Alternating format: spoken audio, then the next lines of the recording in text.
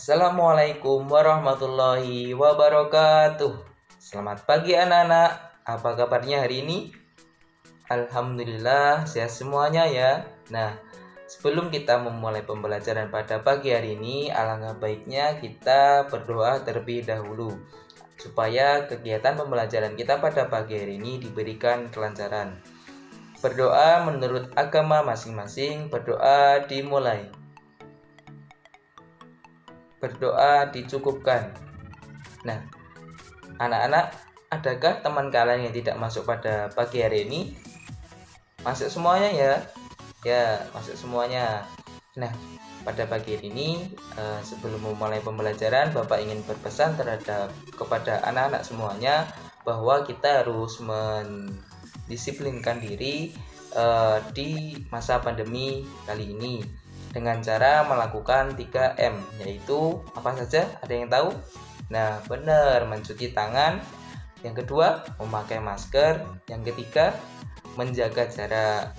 Pada pagi hari ini kita akan belajar mengenai puisi dan prosa. Ada yang tahu puisi itu apa? Seperti apakah itu puisi? Ada yang tahu? Nah, benar sekali. Puisi yaitu adalah karya sastra yang terikat dengan baris, bait, rima, dan irama. Sebelum memulai pembelajaran pada pagi hari ini, kita cek semangat dulu agar semuanya semangat. Bapak pimpin tepuk semangatnya ya. Tepuk semangat. Semangat.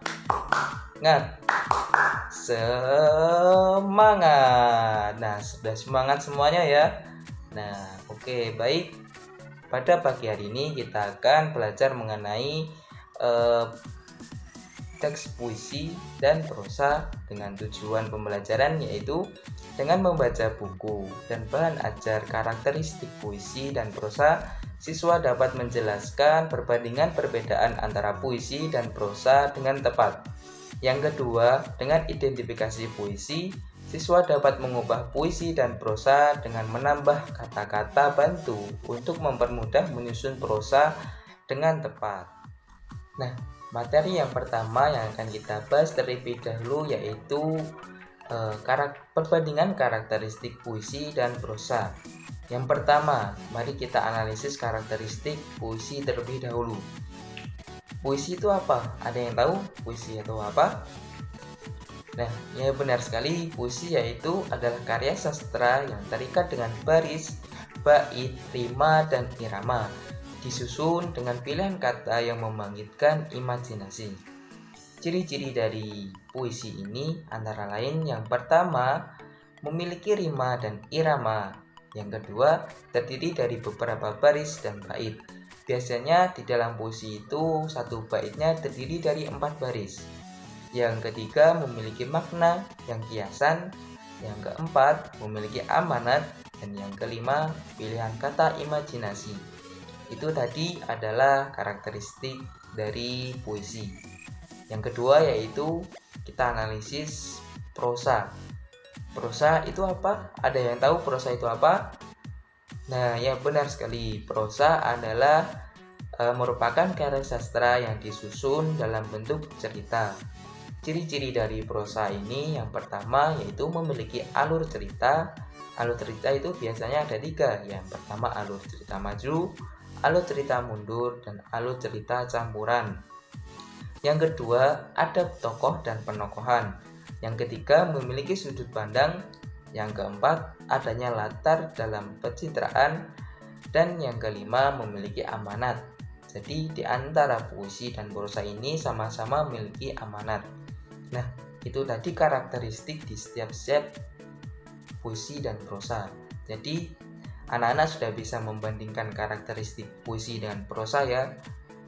Nah, ya selanjutnya, bagaimana cara mengubah puisi menjadi prosa? Nah, sebelum Bapak menerangkan itu, disebut apakah mengubah puisi menjadi prosa? Ada yang tahu? Nah, ya benar sekali, yaitu parafrase. Parafrase adalah pengungkapan kembali suatu tuturan bahasa ke dalam bentuk bahasa lain.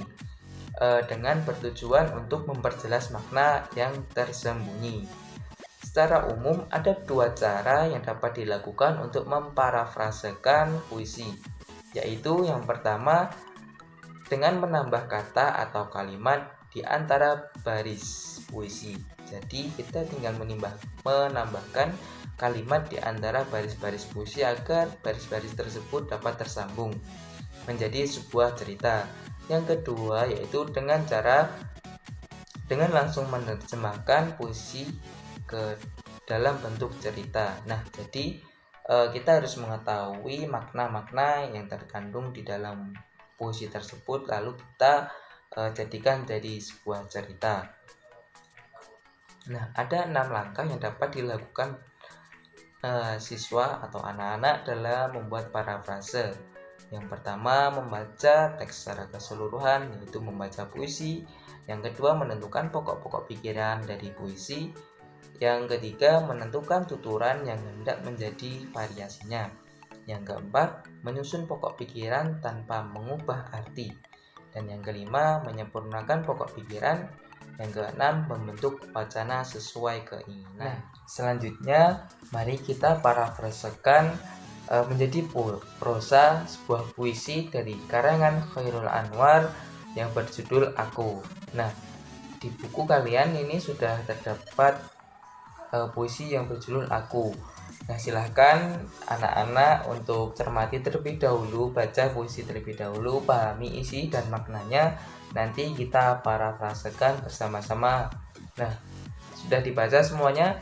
Nah, mari kita parafrasekan puisi yang berjudul Aku karangan Chairul Anwar.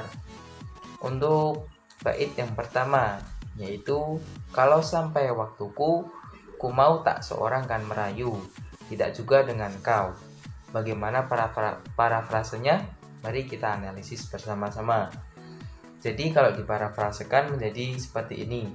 Kalau si Aku, Chairul Anwar, meninggal, ia menginginkan jangan ada seorang yang bersedih, bahkan juga dengan kekasihnya. Yang selanjutnya, bait yang selanjutnya yaitu, tak perlu sedus dan itu, aku ini binatang jalang, dari kumpulannya terbuang. Parafrasenya jadi seperti ini. Tidak perlu juga ada sedan yang meratapi kematian si Aku, Chairul Anwar, sebab tidak ada gunanya. Si Aku ini adalah binatang jalang yang lepas bebas, yang terbuang dari kelompoknya.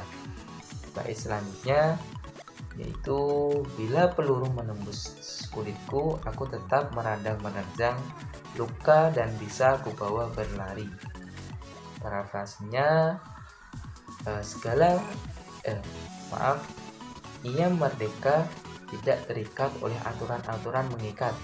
Bahkan meski ia tertembak, peluru menembus kulitnya, si Aku tetap berang dan memberontak terhadap aturan-aturan yang mengikat tersebut. Segala rasa sakit dan penderitaan akan ditahan, diatasi hingga rasa sakit dan penderitaan itu pada akhirnya akan hilang sendiri. Si Aku akan makin tidak peduli pada segala aturan dan ikatan, halangan, serta penderitaan. Yang bait selanjutnya, berlari hingga hilang pedih perih, dan aku lebih tidak peduli, aku mau hidup 1000 tahun lagi. Parafrasenya yaitu, si Aku ingin hidup 1000 tahun lagi. Maksudnya si Aku menginginkan semangat pikirannya, karya-karyanya akan tetap hidup selamanya. Nah, selanjutnya di buku kalian sudah terdapat evaluasi pembelajaran. Nah, coba kalian buat 3 soal tersebut dengan kelompok yang sudah berhitung. Nah, cukup sekian materi yang bisa Bapak sampaikan, dan mari kita simpulkan bersama-sama apa yang telah kita dapat dari pembelajaran tadi. Yang pertama, ada yang ingin menyampaikan pendapatnya mengenai kesimpulan pada pembelajaran pagi hari ini? Nah, iya benar sekali, kita tadi sudah belajar mengenai karakteristik prosa dan puisi dan juga mengubah puisi menjadi prosa atau parafrase. Semoga pembelajaran pada pagi hari ini bermanfaat untuk kita semuanya. Dan untuk mengakhiri kegiatan pembelajaran kita pada pagi hari ini, kita berdoa terlebih dahulu.